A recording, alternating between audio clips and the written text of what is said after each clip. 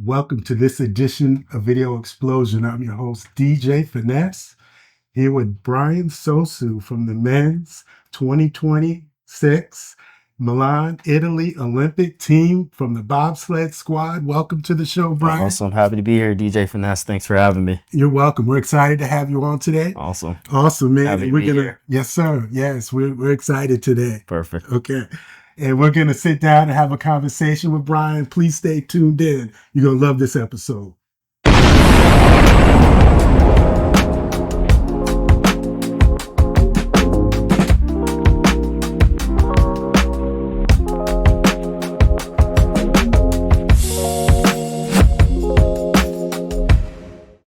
Welcome to Video Explosion, here with Bryan Sosoo from the men's 2026 Milan Olympic bobsled team. Man, Bryan, once again, thanks for being on the show. Absolutely. Happy to be here. Finally, we're able to get the schedule. Hey, we appreciate it. Absolutely. Thank you. Tell our viewers, Bryan, where you're from. Give us some background. Yeah. So born in Ghana, Accra, Ghana. Spent most of my life here up in the U.S. and so lived in Laurel, Maryland, all through kind of my grade school there with my brother. I have two siblings, mom, dad there down in Maryland. Finished, graduated, kind of did my whole thing in high school from a track and field side of things, football, a little bit of lacrosse, just trying to figure out from a sports perspective what really I found passion in. And so did a lot of that sports aspects. Music was a big portion of my life. And so marching band and playing in the orchestra, playing in the wind ensemble kind of throughout. Post high school, moved up to New Jersey where I've been since. And so living now with my wife up in East Rutherford. But went to Monmouth University track and field and stuck in New Jersey now. So I'm enjoying it, learning a new state. Oh, terrific, Bryan. Let's go back and start from your experience in, am I correct, Laurel, Maryland? Yeah, Laurel, Maryland, yep. And high school, you ran the 55 meter and triple jump, and you were a state champion. Yeah. So with track and field coming to high school, again, freshman year for me was not sure what I wanted to do, and so it was kind of figuring it out. And so my freshman year of high school, played football in the fall, ran indoor track in the winter, and then played lacrosse in the spring. And so it was kind of figuring out what it is I wanted to do, and found myself over the next 3 years gravitating towards the football and the track and field side of things. And so in high school, I was really just known as a sprinter jumper all around. And so spent a lot of my time running the 100, the 200, sometimes the 4x4 relay, long jump, triple jump. And so at the high school level, a lot of times it's if you got the skill and you've got the athleticism, the coaches are going to put you where they need to put you from a team perspective. And so I really enjoyed that, and I enjoyed really stepping up as a sophomore and even a junior and being a leader on the team. And so high school was a lot of fun, had some success in the sprints as well as in jumps, and so was able to be an indoor champion. I can't remember what year in the 55 meter dash. And then a few county championships as well as regional championships. And then I believe my senior year, I was actually able to be a triple jump state champion there. And so that was one of those where coach of mine, Robbie Robinson, we've always kind of thought about what does the journey look like from a young age. And it was always kind of this aspiration of having a one and done jump. And so that's what my state championship was able to go out there, put my best jump out on the first jump and kind of just sit back and watch the rest of the competition, try to catch me and get to that mark. But I was able to take home the gold that day. Oh man, incredible. And tell us about your next step in the transition of Monmouth University in New Jersey.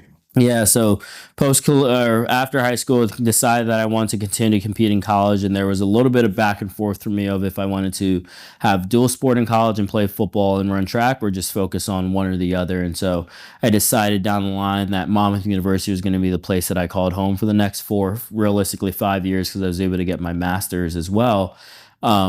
And made the decision to be a Hawk and come up to West Long Branch, New Jersey. And so while I was there, again, came in, recruited as a jumper mainly, and a coach that under Devin Barry and Joe Compagni, and then Coach Bryan Hirschblond there at Monmouth University as well. I think it was a few weeks in, he and Devin Barry, who is a jumps coach, had a conversation. It was like, why didn't you tell us we had a 10-7 guy coming in as well? And so I quickly then transitioned and kind of balanced being a sprinter and a jumper at Monmouth University, really focusing mainly on the short sprints, so the 100 and 200, and then triple jump, because as the level kind of continued to increase, just my competitiveness, and needed to focus on limited crafts. And so I started to narrow it down from there.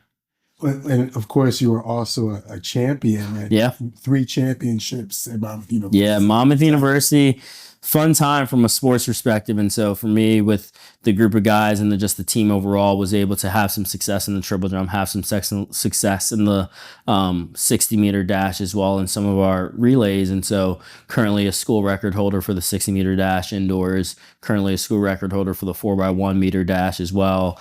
Was able to kind of go to a few different USA indoor championships while I was at Monmouth University as a collegiate, and just kind of really explore and kind of sprout and spread my wings when it talks about high performance and what it means to compete. And so being around that team and being in that atmosphere, we dominated the MAC conference that we were in. And so going in, it was always one that we had to make sure that we showed up ready to compete, but we were always able to achieve the task. And we have won a few different team titles while I was at Monmouth University as well.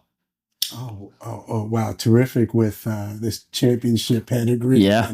And great support from your coaches. Absolutely. All of the coaches, which I still stay in touch with too today. And so from high school, Phil Rogers, all the way through, again, professional coaches that we'll talk a little bit about with kind of with Joe Ryan and Pete Charles, and now with Derek Atkins, kind of just understanding a little bit about those that I keep around me and how I continue to think about putting the best folks around me and the best team around me to make sure that I'm able to succeed the things that we put in front of us. Yes, teamwork makes the dream work. Absolutely, right? Absolutely. Yes. Now, tell us about, you also competed for Ghana internationally. Yeah. Up to, I believe, 2024. Can you give us background on that? Yeah. So for me, post-collegiately, again, I had gotten to a place where conversation with coaches where didn't feel like I had fully hit my potential from a sprinting and athletic perspective. And so what that then meant for me was, how can I think about continuing to compete at the next level? And so there are some clubs in this New Jersey, New York area that allow athletes to compete post-collegiately. And so I was able to kind of look through some of those coaches, understand a little bit more about the programs that they're running there, and then up landing with the Central Park Track Club based in New York. And so a lot of my travel was from New Jersey over into New York for training there, but was able to, again, when you think about that perspective, we have a professional kind of aspect, which is made up of a lot of international athletes as a whole. It's a lot more distance runners than it is sprinters, but the program is definitely growing in the sprinter side of things under our international elite programs. And so being a dual citizen of US as well as Ghana, I wanted to do my best to represent Ghana, which is where I was born and where my family, most of my family is still today. And so was able to go through that. And again, with that aspect, compete at the USA Indoor Championships and really think about how do I frankly just represent and put my best athletic performance forward every single time I step on the track.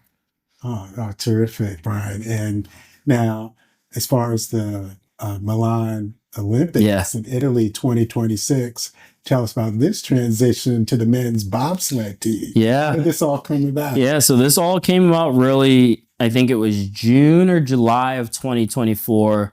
I was in a place where, having put so much time and effort into high performance athletics as well as work and career kind of over time, I was like, I want to take a break. I wanted to take maybe a moment to just pause, step away from sport and see how much I missed it, or see what kind of itch I still needed to kind of scratch from that aspect. And so that lasted all of about 2 weeks before our head coach, Devin Martin, as well as who serves as the agent for his Central Park Track Club as well, had reached out with an email from the CEO of USA Bobsled Skeleton, really in a recruiting kind of email, as they were looking to, I think, frankly, build out the team for what would be 2030 and 2034 Olympic Games.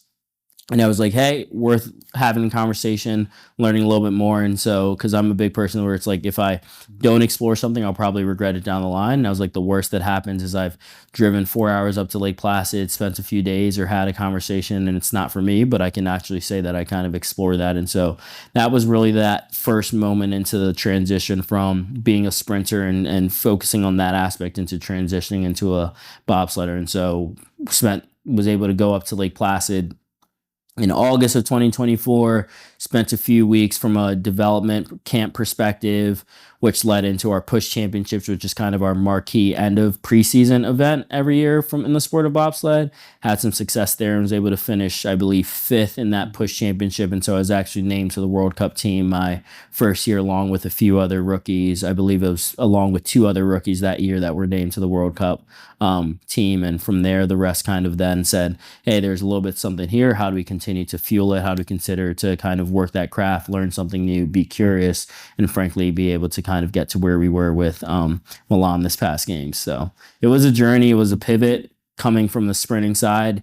You're talking about athletes that, for me, even on the sprinter side, I'm on the bigger side of being a sprinter, weighing in then probably around like 179, 180. And so most sprinters, when you think about it, at the elite level, are around the 150s, 165s. And so having to carry a little bit more weight down the track, my power was really the part that benefited me the most in my sprints and jumps, which is where I was able to excel. And then transitioning now into the sport of bobsled, I was easily not easily, but I was definitely on the lighter end. And so I had to then put on a few pounds for that in terms of doing it right and finding ways to put on muscle and nutrition. And so leading all the way up to the games, over that, I guess, year and a half, 18 months, I went from what was a 182 to about 207, 208 in weight, to allow me to make sure that I'm able to contribute to the team as much as possible. Oh man, yes, because you were the pusher Yeah. for the bobsled. Tell us about that experience. Yeah. How that ignites the competition from that point. For sure. So as a brakeman in the sport of bobsled, we have the two disciplines. It's either the 2-man bobsled or the 4-man. And so everyone kind of does the 2-man here and there, but the 2-man is more of a larger guy, more powerful, stronger. And so when I thought about what that meant for me personally, it was like, hey, I could have success in the 2-man, but frankly, the 4-man is where I could contribute to the team the most. And so being a brakeman, one of three, and then having the pilot, frankly, in the front seat, and being one of the faster guys on the team, I was the fourth guy in. And so it was my job when we're behind the sled to give the cadence, the back set ready cadence, syncing, make sure that the team is synced up. And then from there, we're all pushing and moving into the sled together. And so a lot of it is just making sure that, one, as a group, how are we making sure that we're building the connections, we're building the relationships. But a lot of times you've got 65 meters or so coming down that ramp to really build up as much momentum and as much acceleration as you can. Make sure that everyone's in sync as we're getting into the sled. And then from there, it's holding on and trusting the pilot and trusting the team that we've built up enough velocity at the front to be able to let that translate to the time down the hill as well. Oh, yes. No, thanks for breaking that down and explaining it, Brian. Competing at the highest level in the bobsled, once your team is actually in the sled. Yeah. Because I was watching your race, and the bobsleds can go up to about... They're anywhere from 80 to 90 miles per hour, depending on the track, is really what it comes down to. Oh my goodness. So as far as emotion and excitement and competing again, what's going through your mind as you're in that competition in the bobsled? Going at the high speed. A lot of it's adrenaline going in, and so it's a high power, high adrenaline. It is a little bit of a violent movement, and so you have to be able to find all of those three things and be able to produce it in that moment. Again, when you're pushing for about 4.5 to 5, a little bit over 5 seconds. And so you need to be able to put everything into the ice at that point in time, because once that period is over, you're in the sled, and it's frankly gravity that's dealing with the rest of it. And so a lot of it is just, it's a lot of mental reps. It's a lot of repetition, because it's a ice sport and it's a winter sport. You don't get a ton of ice time. And so as a pilot, they have to do mind runs. They do hundreds of mind runs to actually learn the track, to learn the different curves. Them and the coaches are walking the track to see, what does the ice conditions look like today? What's the temperature look like? What equipment are we using? So a lot goes into it from a pilot perspective that actually sets up the rest of the race for all the other brakemen. But the brakemen, frankly, thinking about their weight, how healthy they are, making sure that they're able to contribute as much as possible. And so everyone on the team, frankly, has a role into that. But once you're going and that first 4.5, 5 seconds are over and you're in the sled, it's a matter of, one, as a brakeman, knowing the track, because where you don't want to be is leaning maybe left as the sled is then going right. And so then all of a sudden, as you go right, all of your weight's being thrown violently to the other side. And so it's about knowing where you are on the track. It's about knowing how your riding positions are on the sled. And so there's an aerodynamic profile, frankly. And so as the fourth guy in, my job is to frankly get as low as possible, so that as the wind is trailing kind of over the front of the sled and over the backs of the 2 and the 3 guy, it's kind of exiting in a very smooth line behind me as well. And so there's just a lot that comes into the sport that for me, having only been in it for 18 months, I learned a lot all the way through the Olympic Games in terms of riding positions and ways to think about different things and like the mindset that really frankly I still continue to kind of think about today. And when I think about what does that mean from a sport perspective, and then how does that translate into other parts of my life as well. Oh man, and excellent. Also, now the inside of the sled. Yeah. Can you describe that a little bit to us? Like, Yeah. as far as steering and what you're holding on to for security. Yeah. Tell us about it. Inside of the sled, it was really just metal. And so as the pilot is up in the front seat, some pilots, not all of them, have a seat in the 4-man sled, and it's really just the back of a seat. And so as they jump in, they kind of slide into their seat, and then their feet are in front, and they pretty much drive with D-rings up in front, and it's kind of light pressure that they're having either on their left or right hand that's steering it to the right or to the left. Only the front runners on the sled move, and so that is how you're getting around the corners and getting around the turns. But as brakeman, it depends where you're sitting in the sled, but you're frankly just holding on to the frame. And so as the 4th guy in the sled, my job is to get in, my feet hit foot pegs that are in the sled to kind of hold me in. I'm then pushing back against the back of the sled and folding myself down and reaching as far up as I can to grab onto the frame, because that's frankly how you hold on. And then as we get towards the end of the track in the last few curves, that's when we pass the finish line, is when I then sit up, grab the brakes, and pull the brakes in order to bring us to a stop. And so a lot of it's not designed for comfort, it's designed for speed. There's rarely any padding in it, and they have a lot of rules in terms of where you can have padding, where you can't from an aerodynamic standpoint. And so a lot of it is just us getting comfortable with the fact that you're racing for maybe 45 or 49 to a minute long run. And so they're not designed for comfort, but again, the faster you go, the faster it's over. Oh yes, that's exciting and exhilarating. Yeah, for sure. A rush, a huge rush. Absolutely. And a lot of folks are like, what's it like to be in a bobsled? And it's always hard to describe, because frankly, there's no way to describe it other than if there's ever an opportunity for folks to either in Europe, there's a lot more tracks out there that have access to it. But here in North America, there's track in Whistler, Canada, up in Lake Placid, New York, and then Park City, Utah, that do offer passenger rides during, I believe, sometimes the summer season as well as the winter season. And so it's hard to compare, but just being able to get out there and hearing the noise of the sled as it's rattling, because you are hearing everything as it's going down, and it just kind of being not built for comfort, but it's something that's hard to describe, and it's not anything like a roller coaster, which a lot of people may think it's similar to. Oh man, interesting, exciting at the same time. Wow, Bryan. Also, Milan, Italy. Tell us about a few things that you would do in between or downtown that you did have. Yeah. Tell us about that experience. Yeah, so we were, from a village perspective, we were based in Cortina. And so we had been to Cortina back in November at the beginning of the World Cup season. We spent about 3 weeks there because the track was a newly built track in Cortina for the games. And so there's always been a track in Cortina. They did some renovations. And so frankly, we just needed to get on and test it. And so got a chance to actually race on the Olympic track during the regular season and get a feel for it and learn the track. The pilots were able to learn the curves. Coaches were able to get data, and all that fed into the success that frankly the USA bobsled and skeleton team were able to have at the Olympics. When we talk about folks like Alana Myers-Taylor getting her gold medal in the monobob, as well as athletes like Kaylee and Keisha being able to represent their side of things as well. And then frankly, the pilot that I was with, Frank Del Duca, being able to finish fourth, which hurt. And I think it seems like it's something to be proud of. But when you think about the time and energy that folks like Frank Del Duca and Josh Williamson put into their craft, and being able to finish just right off the medal podium and seeing Germany ahead of us, it stings. And so there's things like that where when we get to Cortina, it's part of the experience there. But when we got there probably the beginning of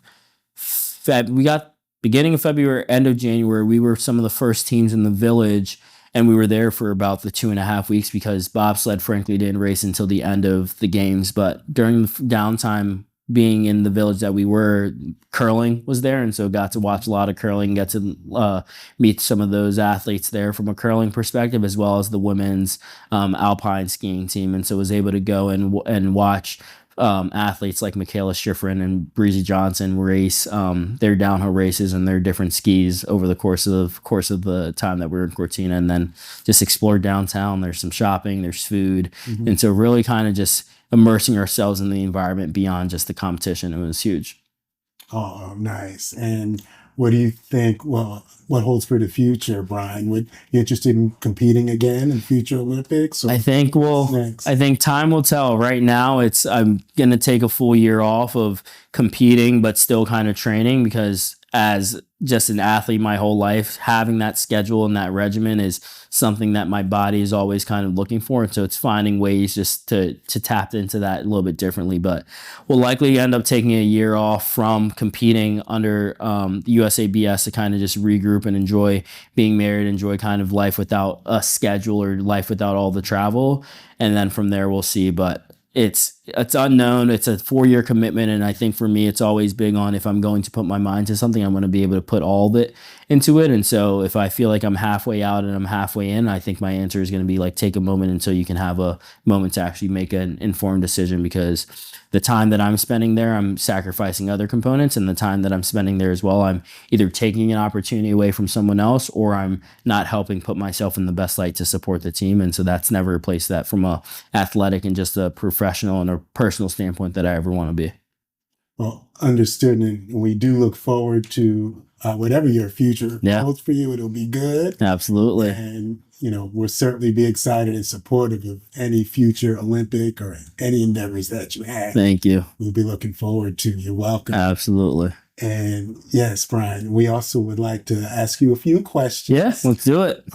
This is the part of the program Video Explosion. We just want the viewers to get to know you a little bit more personally. Sounds good. So we'll start here. Okay, Bryan, some of your favorite foods. Favorite foods, I think for me, having spent a ton of time in Europe, the first meal that I had coming back was Chipotle. And so anytime that I can get quesadilla or Mexican food, I think is a win. And then I'm big on just like steak in general. And so if I was to think about one meal that I'd probably be able to eat forever, it'd probably be a steak and mashed potatoes, and just kind of staying down that path. So yes. That's always a good combination. Yeah, it's good. It's heavy. And and when I've had a lot of pasta in Italy, and so coming back, it's like, what are all the different foods that I can explore and have that can kind of get my palate back to where it was before, but being mindful that now I'm not competing as much, and so the weight's going to come back a little bit. I'm going to put on a few pounds that maybe I don't intend to. It's all right. Enjoy. Okay. How about, now obviously you were just in Milan, Italy, but other vacation spots, places that you have visited, or places you'd like to visit in the future? Yeah. I think for me, Europe, and being in Europe from November through the end of February really opened my eyes to different parts of that continent that frankly I didn't think I would ever see or had interest in terms of things that are outside of the coast. And so typically vacations for me and family and others would be the beach, it would be going to cities. But then when we're spending time in Winterberg, Germany, and you're kind of exploring that town, and there's frankly not a ton, but folks from other areas in Europe go and vacation there. It opened my eyes to vacation can look different than just going to these hot locations and spending time on a beach and relaxing. They can actually be a little bit more adventurous, and also frankly in the snow and enjoying the cold and being intentional about that. And so who knows what's to come up. I definitely want to do Greece. At some point, now that we're hitting the summer months here in New Jersey, I think I'll stick around in New Jersey for a little bit. But typically in that January, February timeframe, I like to get out of the cold. Me and my wife like to get out of the cold and go enjoy the beach somewhere and enjoy some sand between our toes. Gotcha, of course. How about music? What are some of your favorite bands or different genres of music that music for me, I'm a little bit all over. And so like I mentioned, even back in high school, I was football player on the varsity team and also in the marching band. And so there were things where like my music dynamic can kind of, even today in genres, range in terms of I can listen to EDM, I can listen to house music, I can listen to Jersey club music, then rap and hip hop. And then nowadays kind of previously country wasn't kind of my genre, but as country starting to evolve a little bit, like some of the artists there and pop are starting to come up for me. But if I think about my favorite artists of all time and folks that I can listen to, I think ongoing, I think for me, like if I think about an orchestral aspect, like a Hans Zimmer, and listening to kind of just the music and the different instrumentations. But if I'm thinking about artists, it's probably J. Cole and or Wale. Nice. Yes, J. Cole. Yeah. Yes. How about sports teams? Do you follow? I follow specific- here and there, but I frankly haven't had the time, and I know that's a little bit of an excuse, but it's never been one of those things that has been a huge part of my identity from a watching perspective. And so now that I'm continuing to, again, step away from sport from a competition standpoint, I also want to make sure that I can find things socially that still allow me to interact with others. And so I will watch sports during the playoff time across all sports, whether it be baseball, hockey, basketball. But if I was to think of football just in general too, but I'm a larger fan of college sports than I am a professional. But right now, when I think about professional teams that come up to mind for me, the Jets are the team that I follow from a football standpoint. And why I picked the Jets was as I was moving from Maryland up to New Jersey, I was never a Baltimore and or Washington fan. I was a Broncos fan and a fan of Peyton Manning. But then having spent enough time here, I was like, I probably need to pick a local team that I can actually get out to some games and watch. And I thought the Jets, frankly, were a little bit at a lower floor than the Giants, and so that they can only go from there. But it seems to be a little bit disappointing throughout. But who knows? Anything can happen on any given season.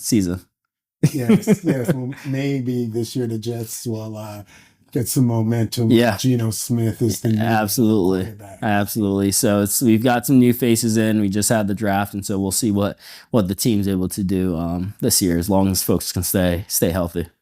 Yes, of course. And we definitely, I'd like to see Aaron Glenn, the former Jet cornerback, to do well. Yeah. As a black coach, maybe 3 or 4 black coaches. Yeah, within that program. Yeah. So it'll be good. So he's come in, I think last year was his first year, if I can't remember. And so it's set the foundation and set the direction. And so I think with any good thing, it takes time. And so I think the Jets will be able to get there. So rooting and standing behind them. Yes, definitely. And Bryan, how about any books you're interested in? Authors? Yeah, no books and or authors. I'm a more audio than a visual learner as a whole, and so a lot of my time is spent with audiobooks. But when I think about genres, it's anything that's like spy related catches my attention because there's a plot, but not big into things like fantasy types of books. And then every now and then I'll try to find a more of like a biography type of book to read, just to learn a little bit about someone's background. But it's typically headphones in my ear, and so when I have headphones in, which is most of the time, it's hard to tell if I'm either listening to music or if I'm listening to a book. Oh, cool, man, cool. And hey, we are excited to have you today. Yeah, absolutely. And we really appreciate you coming on. Thank you, DJ Finesse. Happy to be here. Anytime, and we're definitely supporting you. Thank you. You're welcome, Bryan. And also, is there anyone out there watching the program you'd like to say hello to or give a shout? Yeah. I think for me, it always starts with my wife, Megan, and the support that she's had for me kind of throughout the last X amount of months in this journey, just in general, because like we spent a lot of time on Milan and that experience right now. But again, when I'm talking about track and field, since graduating with my master's back in 2019, it's been a stretch of packing bags and traveling for weekends and kind of being on the road. And so just having her there as a supporter has always been big. My parents, mom, dad, my brothers, supporters kind of throughout, friends and family just as a whole, that have always kind of stayed up to speed on what's happening. And so I think there's always a community around me that I want to thank. And for me, even just going back to the USA Bobsled and Skeleton program and the coaches there that do an amazing job at understanding what it takes to be competitors and trying to build that in the program. And so I think right now, from a program perspective, it's going to be entering a little bit of a rebuild phase as we get into 2030 and 2034, but they absolutely have the pipeline there. And so I'm excited to, one, see how I can be able to support those athletes and give all the knowledge and the inspiration and the wisdom that I have while still being able to make sure that the USA is able to compete at the highest level. And so thank you to that program, and thank you to the coaches that have taking a chance on me, taking a chance on stepping out of their comfort zone to really recruit athletes from all different backgrounds to excel at the highest level. Excellent. Yeah. Thank you, Bryan, for sharing today. And again, best wishes going forward. Thank you. And we'd love to have you back at some point. You're welcome. Absolutely. I appreciate DJ Finesse. You're welcome, Bryan. Awesome. Bryan Sosoo, you all, from the 2026 Milan, Italy men's bobsled team was with us. Thanks for watching, and we'll see you next time.